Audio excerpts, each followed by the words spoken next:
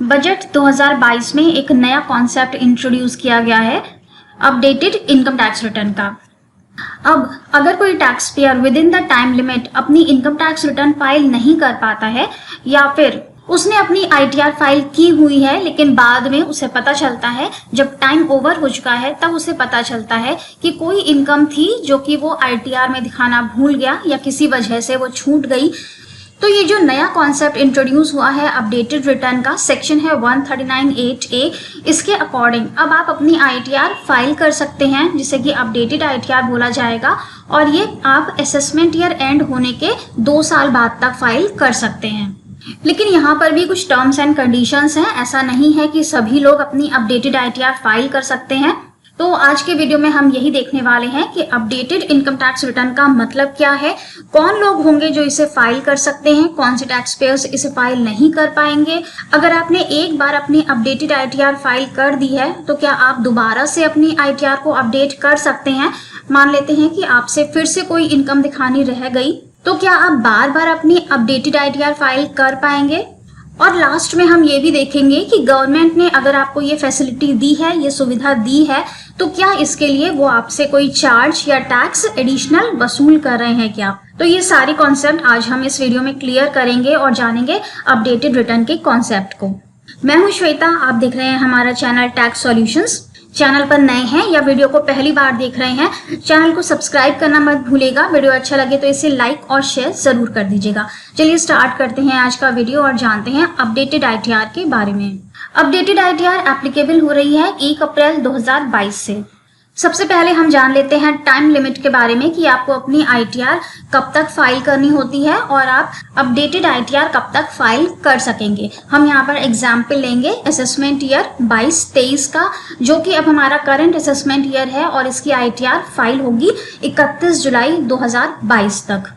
Assessment year 21-22 की ITR की date over हो चुकी है, जो कि 31 मार्च 2022 थी। अब हम फिलहाल असेसमेंट ईयर 22-23 को लेकर चलते हैं और इसी असेसमेंट ईयर से हमारा अपडेटेड आईटीआर का कॉन्सेप्ट भी एप्लीकेबल हो रहा है। तो असेसमेंट ईयर 22-23 के लिए जो हमारी आईटीआर फाइलिंग की ड्यू डेट होगी वो है 31 जुलाई 2022, subject to time limit extension. अगर गवर्नमेंट टाइम लिमिट को एक्सटेंड करती है तो वो डेट फाइनल मानी जाएगी, लेकिन फिलहाल जो सेक्शन के अनुसार है वो है 31 जुलाई 2022।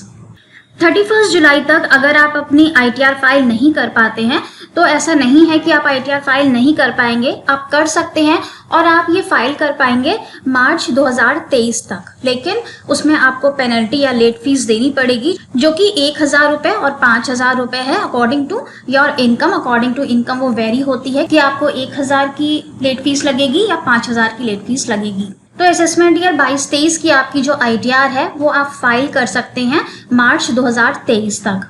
चाहे आप बिलेटेड आईटीआर फाइल करें, चाहे आप अपनी आईटीआर को रिवाइज करें, रिवाइज्ड आईटीआर फाइल करें अंडर सेक्शन 139(5) या फिर बिलेटेड आईटीआर 139(4), चाहे आपको जो भी जैसी भी रिटर्न फाइल करनी हो, आप मार्च 2023 तक ही उसे फाइल कर सकते हैं। इसके बाद आपके पास ऑप्शन खत्म हो जाता है। अगर इन फ्यूचर आपको पता चलता है कि कोई इनकम दिखाना रह गई तो आपके पास ऑप्शन नहीं रहता है कि आप अपनी आईटीआर को रिवाइज कर पाएं या किसी भी तरह से आप अपनी इनकम को वहां शो कर पाएं। और फिर होता क्या है कि इनकम टैक्स की तरफ से आपको नोटिस आ जाता है कि ये इनकम आपने नहीं दिखाई है, अब आपको इस पर पेनल्टी देनी होगी या टैक्स देना होगा। तो इन्हीं सब चीजों से बचने के लिए ये नया कॉन्सेप्ट आया है अपडेटेड आईटीआर का, और ये एप्लीकेबल हो रहा है असेसमेंट ईयर 22-23 से। यानी कि असेसमेंट ईयर 22-23 की जो आईटीआर है वो आप मार्च 2023 के बाद भी अब 2 साल तक भर सकते हैं। 2 साल के लिए आपको यहाँ पर टाइम पीरियड दिया जा रहा है, तो आप मार्च 2025 तक अपनी आईटीआर को भर पाएंगे, जो आपकी असेसमेंट ईयर 22-23 की आईटीआर है। आई होप कि यहाँ तक आपको क्लियर हो गया कि अपडेटेड आईटीआर फाइल करने की टाइम लिमिट क्या है, आप कब तक अपनी अपडेटेड आईटीआर को फाइल कर सकते हैं। इसी तरह से ये आगे की ईयर्स में भी कैरी फॉरवर्ड होता जाएगा। असेसमेंट ईयर 22-23 की आईटीआर आप मार्च 2025 तक फाइल कर सकते हैं। इसी तरह से असेसमेंट ईयर 23-24 की आईटीआर आप मार्च 2026 तक फाइल कर सकते हैं and so on. Time limit के बाद बात करते हैं कि अगर आपने क्या एक बार अपनी अपडेटेड आईटीआर फाइल कर दी है और फिर से आपको पता चलता है कि आपने उसमें कोई मिस्टेक कर दी, तो क्या आप उस 2 साल के पीरियड में फिर से अपनी आईटीआर को अपडेट कर सकते हैं? तो ऐसा नहीं है, आपको ये ऑप्शन सिर्फ एक बार मिलता है।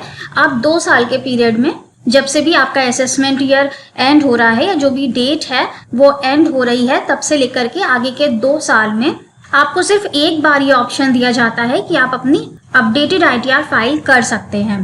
अपडेटेड आईटीआर फाइल करने का कॉन्सेप्ट सिर्फ इसलिए है कि आप अपनी इनकम को दिखा सकें। अगर कोई इनकम आपसे छूट गई है दिखानी, तो वो इनकम आप इसमें इंक्लूड कर सकते हैं और उसका टैक्स आप भर सकते हैं।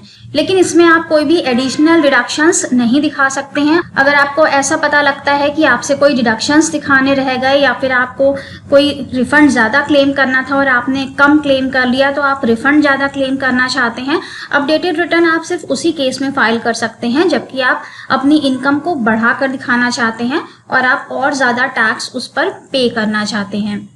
साथ ही ये ऑप्शन आपको सिर्फ एक बार मिलता है, एक ही बार अपनी आप अपडेटेड आईटीआर फाइल कर सकते हैं। इसके बाद कौन कौन लोग इसे फाइल नहीं कर सकते हैं?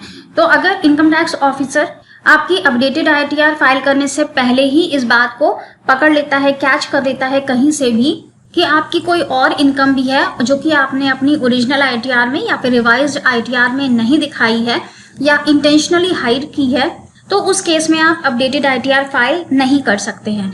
या फिर अगर आपका केस स्क्रूटनी में लगा हुआ है, आपको ऑलरेडी इनकम टैक्स से कोई नोटिस आया हुआ है या आपके ऊपर कोई भी प्रोसीडिंग्स चल रही हैं, तो उस केस में भी आप अपडेटेड आईटीआर फाइल नहीं कर सकते हैं।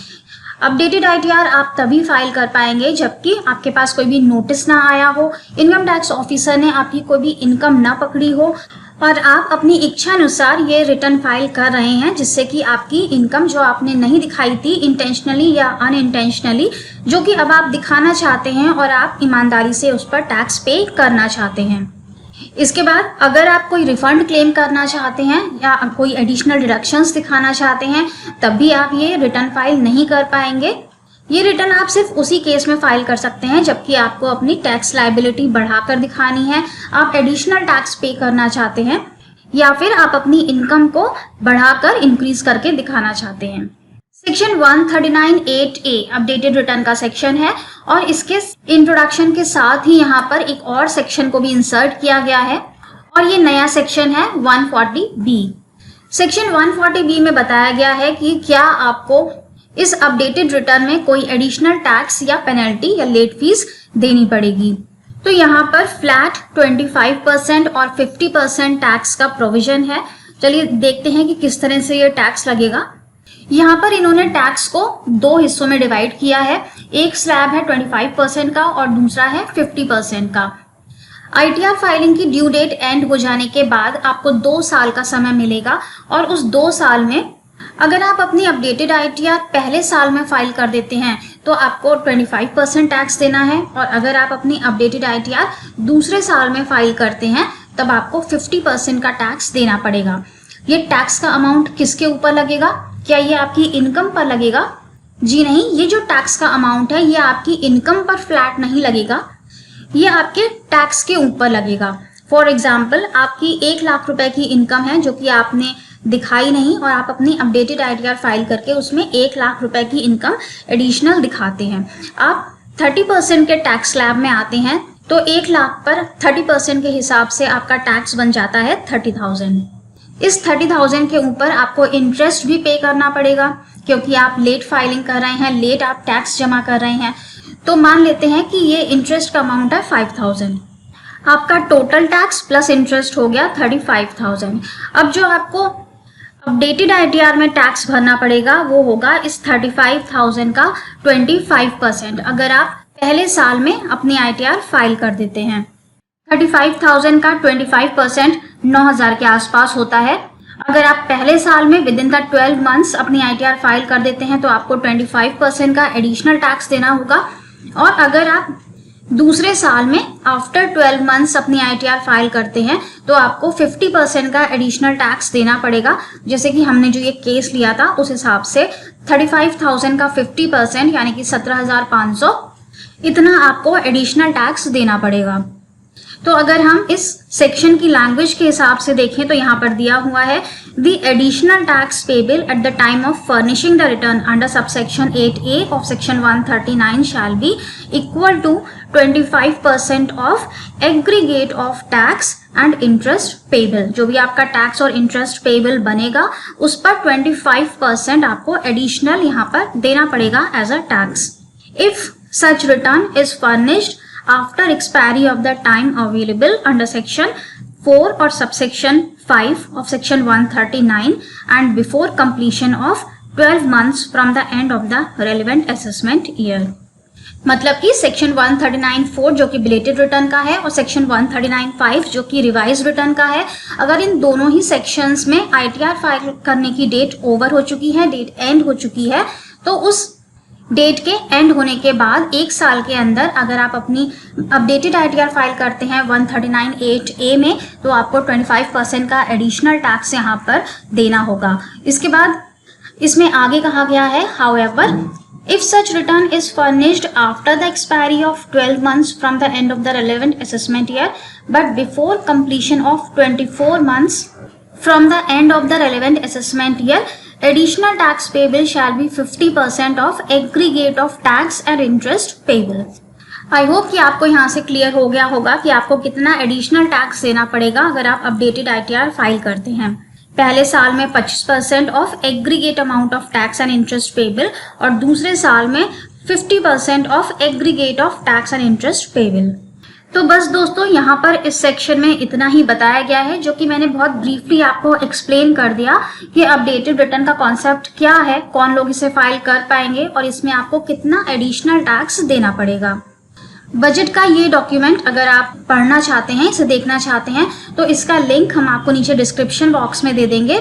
साथ ही अगर आप इसे खुद डाउनलोड करना चाहते हैं तो ये आपको indiabudget.gov.in पर मिल जाएगा। वहाँ पर आप मेमोरेंडम ऑफ बजट के सेक्शन में जाइएगा, वहाँ पर आपको पूरा बजट मिल जाएगा जहाँ पर कि एक एक सेक्शन को एक्सप्लेन किया गया है। वहाँ से आप इसे डाउनलोड करके आप इसे खुद भी पढ़ सकते हैं, समझ सकते हैं कि अपडेटेड रिटर्न आखिर है क्या और कौन कौन लोग इसे फाइल नहीं कर सकते हैं। आई होप कि वीडियो आपके लिए यूजफुल रहा होगा। Thank you so much for watching this video. हमारे चैनल को सब्सक्राइब करना मत भूलिएगा, वीडियो को लाइक और शेयर कर दीजिएगा। Thank you so much for watching this video. Have a nice day, stay safe and healthy, bye bye.